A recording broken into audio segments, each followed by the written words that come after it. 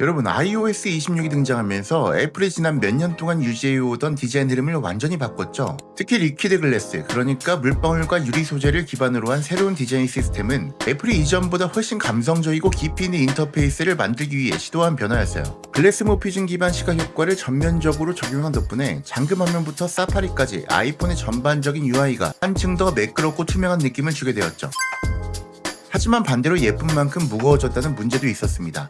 대표적으로 애니메이션 렉, 전반적인 버벅임, 그리고 배터리 소모 증가가 특히 심하게 보고되었고, 한국과 대만에서는 셀룰러 네트워크 문제가 꽤 크게 이슈가 됐죠. 특히 셀룰러 이슈는 통신사 문제가 아니라 OS 레벨 최적화 문제라는 분석도 있었기 때문에 사용자들의 불만이 더 커졌던 상황이었습니다. 다행히 iOS 26.1에서는 애니메이션 버벅임이 거의 완전히 개선되었고 26.2 베타 버전에서는 셀룰러 안정화 패치도 적용된 것으로 알려져 있습니다. 하지만 정식 업데이트는 12월쯤으로 잡혀 있어서 실제 사용자들이 체감하려면 조금 더 시간이 필요해요. 그리고 여전히 해결되지 않은 문제들도 남아 있습니다. 배터리가 이전보다 더 빨리 닳는다든지 구형 아이폰에서 발열이 잘 잡히지 않는다든지, 그리고 자잘한 버그들이 남아있는 상황. 물론 마이너 업데이트로 해결될 가능성은 크지만 지금 중요한 건 애플이 이 문제를 어떤 방향성으로 해결하려고 하는가입니다. 블룸버그의 마크 거먼에 따르면 애플은 iOS 27을 단순한 업데이트가 아니라 실제로 업그레이드급 안정화 버전으로 준비 중이라고 해요. 이건 2009년 맥OS 스노우 레오파드 전략과 거의 동일한 모델이에요. 즉 새로운 기능을 잔뜩 넣는 대신 최적화, 코드 정리,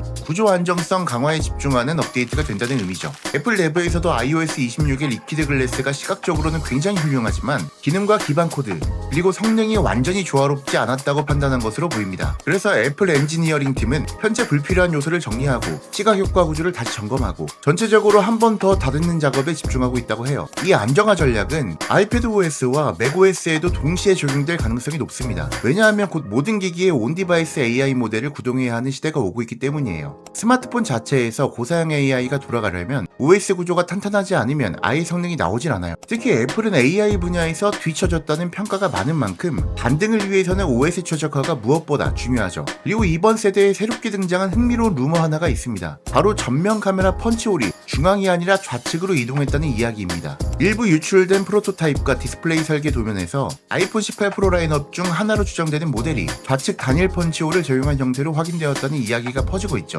왜 좌측이냐? 그 이유는 꽤 합리적이에요. 첫 번째는 언더 디스플레이 페이스 아이디를 준비하면서 구조를 바꾸고 있다는 분석도 있습니다. 센서 일부를 화면 아래로 넣기 위해 내부 구조를 재배치하는 과정에서 카메라만 잠시 측면으로 이동했다는 설명이죠. 두 번째는 다이나믹 아일랜드 축소 작업 때문입니다. 아이폰 18 프로에서는 다이나믹 아일랜드가 더 작아질 가능성이 높은데 중앙에 모든 센서를 집어넣는 기존 방식보다 측면에 배치하는 것이 더 효율적이라는 이야기가 나오고 있어요. 세 번째는 디스플레이 제조 공정의 수율 문제입니다. 새로운 픽셀 구조에서는 중앙 홀보다 좌측 홀이 생산 수율에 더 안정적이라는 공급망 루머가 있어 실제로 기술적으로도 충분히 가능한 방향성이에요. 물론 애플은 항상 여러 프로토타입을 동시 테스트하기 때문에 좌측 펀치홀 디자인이 최종 양산 모델로 결정된 것은 아닙니다. 하지만 테스트 단계에서 실제로 존재했던 건 거의 확실해 보여요. 즉 iOS 27의 안정화, 전면 카메라 구조 변화 루머까지 더해지면서 다음 세대 아이폰은 겉으로 조용해 보이지만 내부적으로는 매우 큰 변화를 준비 중인 것으로 보입니다. 여러분은 전면 카메라 좌측 펀치홀 디자인에 대해 어떻게 생각하시나요? 댓글로 여러분들의 생각을 남겨주세요. 그리고 가장 중요한 게 한 가지가 남았는데요. 제발 구독 한 번만 정말 부탁드리겠습니다.